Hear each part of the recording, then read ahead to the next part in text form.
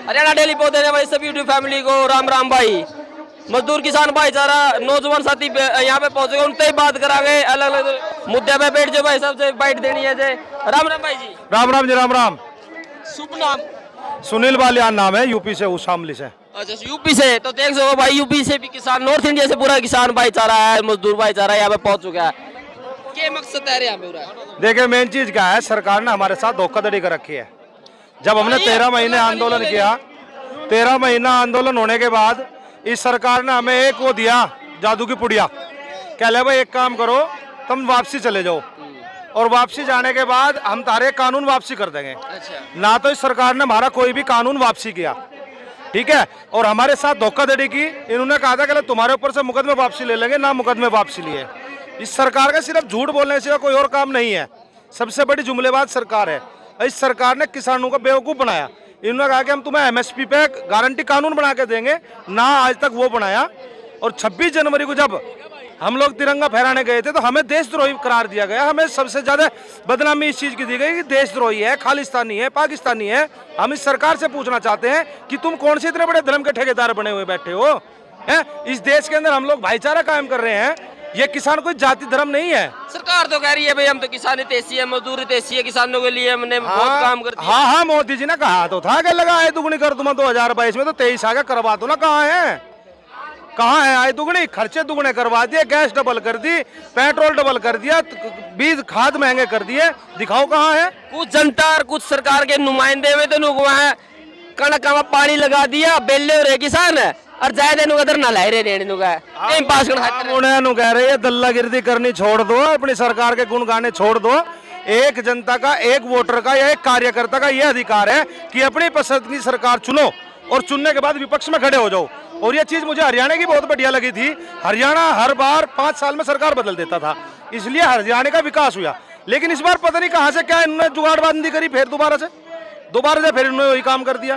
तो कह रही तीसरी बार फिर से आएगी सरकार। तो भूल जाओ अब, जा वो दिन तो चले गए। वो कहते हैं ना पहले वाली हवा रही, ना पहले वाला पानी, तो नहीं रहा अब जा। ये भी सरकार का इलाज ये किसान करेगा। कैसे करेगा भाई? मुझे तो एक चीज का पता, जो आदमी ज्यादा मेहनत करे ना वो नुकसान करे। जैसे दिमक है, दिमक ज्यादा मेहनत करेगी तो पेट को खावेगी। और इस देश का प्रधानमंत्री भी ज्यादा मेहनत करा, पूरे देश को खा गया। और अब देश की जनता, देश का युवा जान गया। अब हमारे जो नौजवान बच्चे हैं, उनके साथ इन लोगों ने क्या काम करा? इन लोगों ने काम करा कि भाई उन्हें अग्निवीर बना दो। क्या अग्निवीर बनना समाधान है? 3 साल के बाद क्या उसको रोजगार नहीं चाहिए? हमारे, क्योंकि जो किसान है ना वो आवाज उठा रहा, और ये लोग चाहते हैं कि हम लोग भूखे रहें। किसान अगर भूखा रहेगा तो क्रांति नहीं कर पाएगा, क्योंकि इब्राहिम लिंकन ने कहा था कि जनता को नेता वैसे मिलते जैसे जनता स्वयं होती है। और सारी सरकारें ये चाहती है कि ये लोग भूखे रहें, ये क्रांति ना कर पाए। इनका क्या मनसा है सरकार की? भाई, अगर हम लोग उनसे सवाल करेंगे तो उसका विरोध होगा ना। और सरकार जो हिटलरशाही है, जो तानाशाही सरकार है, वो नहीं चाहती कि उसके विरोध में कोई आवाज उठे, और जो आवाज उठेगी उसको काटने का काम करती हैं सरकारें। इन्होंने वही काम किया। कोई एग्जाम्पल है जो आपको लगता है सरकार ने काटने का काम किया है? क्यों किसानों के साथ किया नहीं? हमारे ऊपर 3 काले कानून थोपे थे, कहीं के लिए थोपे थे। और जब हम कह रहे अगर हमें एमएसपी गारंटी दे दो, एक सुई बनाने वाला अपने सुई का भाव तय करेगा, एक गुटखा बनाने वाला अपने गुटखे का भाव तय करेगा, एक माचिस वाला माचिस का भाव तय करेगा, एक छोटी सी पानी की बोतल बनाने वाला पानी का भाव तय करेगा, तो किसान की फसल का भाव क्यों नहीं होना चाहिए? आप एक बात बताओ, आप हरियाणा से आते हो, आपके यहाँ सबसे अधिक मंडियां हैं। एक किसान ने अपने खेत में फसल उगाई, गेहूं उगाया, पहले बीज गेरा, बहाया, खोदा, खोदने के बाद उसको जा करके वो मंडी में लेकर गया। चांदनी बोलते हैं, डंठल बोलते हैं, डंठल भी रह गया तो मंडी में जाने के बाद क्या कहता है, अर्दी इसको साफ करो। उसको साफ करने के बाद पल्लेदारी भी देते हो। पल्लेदारी देने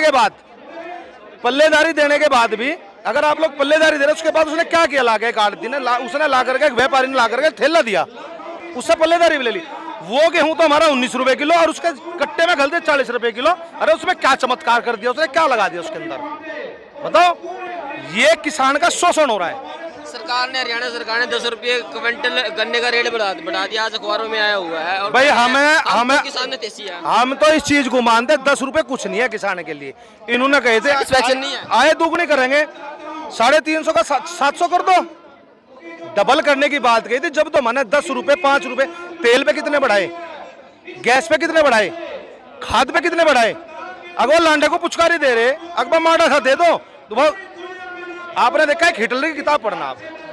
हिटलर ने क्या काम किया था, अपने संसद भवन में गया था, वो एक मुर्गे को लेकर उसके सारे पंख नोच दिए और नोचने के बाद उसने ले जाकर के वहां छोड़ दिया। उसने उसको 4 दाने गिरे तो फिर पीछे पीछे हो गया।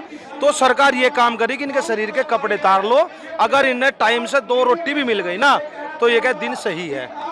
अगर इन्हें करने की बात है, किसानों को दो ना 6,000 रुपये महीना। अब एक बात हो, बड़े किसानों को भी वही, छोटे किसानों को भी वही है, और एक जो साधारण आदमी है उसको भी वही। अब किसान के साथ भेदभाव तो हो रहा है। अब पंजाब में मान लिया बिजली फ्री है, हरियाणा में कम पैसे है, उत्तर प्रदेश में और ज्यादा पैसे हैं, तो डिस्क्रिमिनेशन क्यों कर रही है सरकार?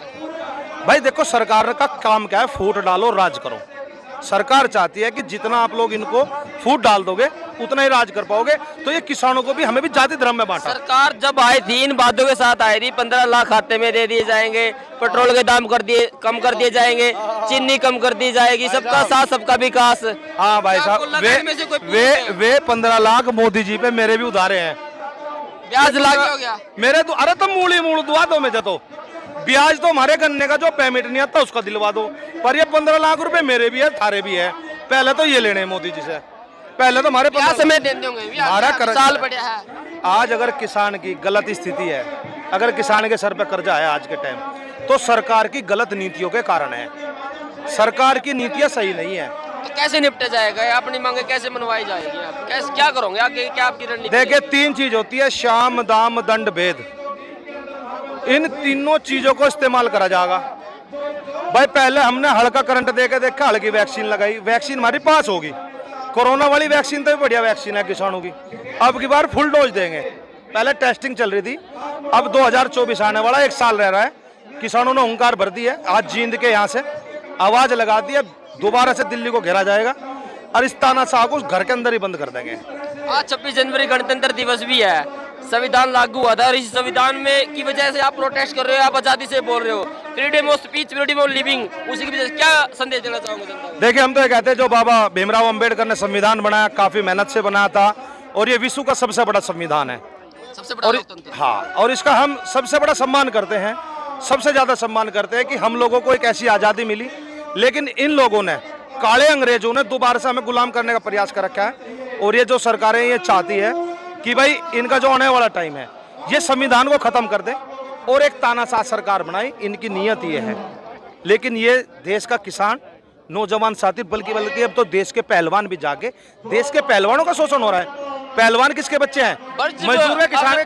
पहलवान की बात कर दी, ब्रिजभूषण जो सांसद है ब्रिजभूषण शरण सिंह, उसको जो पद है उससे निष्कासित नहीं किया गया है और उसपे यौन शोषण के जो आरोप है। अरे एक कमेटी गठित की गई है मैरी कॉम के, उसको कमांड करेगी, उसकी देख रेगी। मैंने अपने फेसबुक से भी एक पोस्ट डाली थी, मैंने बताया था, मगर कहीं जो ये उठ कर जा रहे हैं पहलवान, इनके साथ धोखा तो नहीं है, क्योंकि किसानों की इतनी बड़ी संख्या थी, किसानों को भेज दिया, हमारे साथ धोखा करा।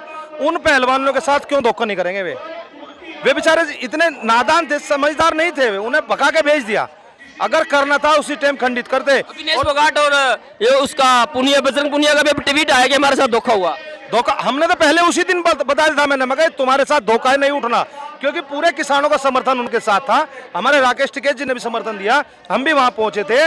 लेकिन सरकार का काम क्या है, बहला फुसला करके इनको भेज दो, और इनको भेज दिया तो ये चले जाएंगे और फिर अपनी मनमानी कर लेंगे। सरकार झूठ बोलने वाली है, सरकार हमेशा झूठ बोलती है। आए दिन देखने को मिल रहा है, फिर जो बीजेपी के सांसद मंत्री है, उनके बेटे या उनसे जुड़े हुए कार्यकर्ता, उन पे यौन शोषण के जो मामले दिन देखने को मिल रहे हैं, ऐसा क्यों है? देखिए सबसे ज्यादा बलात्कारी भाजपा के अंदर है, अगर आप रिकॉर्ड चेक करके देखोगे, और ये बलात्कारी लोग ही सत्ता को चला रहे हैं। इन लोगों ने क्या कर रखा है, हमारी बहन बेटियों को खिलवाड़ मान रखा है। लेकिन आने वाला समय एक ऐसा समय है, इन लोगों को भगा भगा कर जूतों से मारेंगे। हरियाणा के अंदर ऐसा ही माहौल हो चुका है, कहीं हेलीकॉप्टर नहीं उतर सकता, कहीं पूरे देश के अंदर इनका वही माहौल होने वाला है, और इनका इलाज पूरा बराबर। अरे भाई हमारी जो अपोजिशन है या जो और लोग है, वो सरकार को बदनाम करने के लिए ऐसे झूठे आरोप झूठे बता रहे हैं। वो तो भाई एक बात तो बताओ, हरा जो आदमी उनके खिलाफ बोलेगा वो इंसान झूठा, बाकी वे सच्चे। बात वही होगी, तुम्हारा कुत्ता टोमी, हमारा कुत्ता कुत्ता, वो बोलेंगे तो सच, हम बोलेंगे तो झूठ। अरे झूठ क्या होता है? झूठ शब्द तो संविधान में भी नहीं है, असत्य बोला जाता है, और सबसे ज्यादा असत्य बोलने वाला देश का प्रधानमंत्री है, क्योंकि उसने सभी के साथ धोखा दिया। पहले दिन से लगा लो, जिस दिन नोटबंदी करी मैं बाहर का पैसा लेकर के आऊंगा, आज लोन ला तुम्हें 15 लाख दूंगा, नहीं दिया। जीएसटी से भी फायदा होगा, आज लोग कोई फायदा नहीं हुआ। ठीक है, काला धन कहाँ आया आज, वही तो कह रहा हूँ ना, तो काला धन आया। नोटबंदी का फायदा हुआ आपको? कुछ नहीं हुआ, नुकसान हुआ ना। नोटबंदी का फायदा केवल भाजपा को हुआ। ये एक बहुत बड़ा षड्यंत्र था, क्योंकि जितनी भी लोकल पार्टियां थी उनके पास एक पैसा था, उस नोटबंदी से उनके पैसे को उगाया, कमीशन बेस पे उनका नोट बदला, भाजपा सरकार ने अपने पास रखा, अपने पास रखे, अपने पास होगी पैसे से मजबूत। क्योंकि पूरे 543 ऐसे इन लोगों ने वो बना दिए कार्यालय 7 स्टार। कहाँ से बनाई, इतना पैसा कहाँ से आया भाजपा के पास? आज भाजपा विश्व की सबसे ज्यादा पैसे वाली पार्टी है, कहाँ से इसके पास पैसा आया? ये पैसा नोटबंदी से। इन्होंने अपना घर भरा, दूसरों को बर्बाद किया ताकि दूसरी पार्टियां चुनाव न लड़ सके। उसके बाद जाकर के इन लोगों ने लोगों के अंदर एक भ्रम फैला के इसके अंदर चिप लगी हुई है ना, वह चिप मिली। अभी बीबीसी की एक डॉक्यूमेंट्री बनाई है 2002 दंगों को लेकर, मोदी को उसमें वो बताया गया कि उनका हाथ था, लेकिन भारत सरकार ने उसको बैन कर दिया है और जेएनयू में इसका जो मामला बड़े मुद्दे पे चल रहा है। देखिए मेन चीज क्या है, ये अगर आप यहाँ पे आए हो, अब यहाँ पे हमारी आज पंचायत हो रही है पूरे विश्व में, हमारे में जहाँ भी हम सोशल मीडिया से चलाते, क्योंकि बड़ी मीडिया तो हमें दिखाती नहीं, तो जो हम नॉर्मल अपने फ़ोन से चलाते, तो यहाँ से नेट बंद कर दिया गया। जब यहाँ से नेट बंद हो गया तो कहीं पे भी हमारी वो नहीं जाएगी। तो ये तो क्या करते हैं, रास्ता बंद करते हैं। सबसे पहले इसका रास्ता बंद करो, सोशल मीडिया बंद करी। अगर आपने आवाज़ उठाई तो आपकी आवाज़ को दबा दिया जाएगा। क्योंकि मैंने देखा कि बहुत से चैनल, जैसे सोशल मीडिया के चैनल, उन चैनलों को बंद किया गया। बहुत से चैनलों में बहुत अच्छी अच्छी बाइटें चलती थी, क्योंकि आप लोगों का ही एहसान है हमारे ऊपर, जो आज हम सरकार से जीत पाए हैं। हमने 13 महीने आंदोलन करने के बाद किसानों का जो सर ऊंचा हुआ है, वो आप लोगों की बदौलत से हुआ है। क्योंकि जो सोशल मीडिया है, जो आप लोग हो, जो यूट्यूब चैनल है, इन लोगों ने हमारी आवाज को उठा, क्योंकि वैसी मीडिया ने तो हमें दिखाया नहीं था कभी। लेकिन अब तो यूट्यूब को भी टारगेट किया जा रहा है। पीआईबी जो एक एजेंसी बना दी गई है सरकार के द्वारा, सरकार ने कहा है कि एजेंसी हम बनाएंगे, अगर हमें फैक्ट चेक होगा, अगर वो जो न्यूज है फेक है तो हम उसको डिलीट कर देंगे बिना किसी अनुमति के। एक नहीं, एजेंसी भी सरकार बना रही है। एक नहीं, वो उन्होंने एक एजेंसी बनाई, एक उन्होंने कानून बना दिया, प्रेस इंफॉर्मेशन ब्यूरो। ये सिर्फ कहने की बात है कि उसके अनुरूध वो होगा। मेन चीज क्या है, उनका कहने का जो लक्ष्य है, उनका लक्ष्य है जो कोई भाजपा के विरोध में बोलेगा उस चैनल को ये बंद करा देंगे। सबसे बड़ी बात है। तो हमने यहाँ पे बात की है, जो नौजवान किसान भाई है, नेता है, उन्होंने पूरे खुल के बात करी है, हर मुद्दे पे बात करी है। और वीडियो को ज्यादा से ज्यादा शेयर जरूर कर देना, क्योंकि जो भाई के, जो किसान के जो यहाँ के विचार है, वो आम जनता तक भी जरूर पहुंचे कि क्या चल रहा है देश में, क्या नहीं। तो बने रहे हमारे साथ। और इस टाइम हम हैं जींद शहर, जो हरियाणा में है, जींद डिस्ट्रिक्ट में, जो मंच है हरियाणा महापंचायत संयुक्त मोर्चा के आह्वान पर यहाँ पे जो किसान मोर्चे जत्थेबंदी है यहाँ पे पहुंची हुई है, सरकार के खिलाफ कंटिन्यू है, जो विरोध प्रदर्शन कर रही है। कैमरामैन मनिंदर कटप्पा के साथ मैं जय हिंद जय भारत।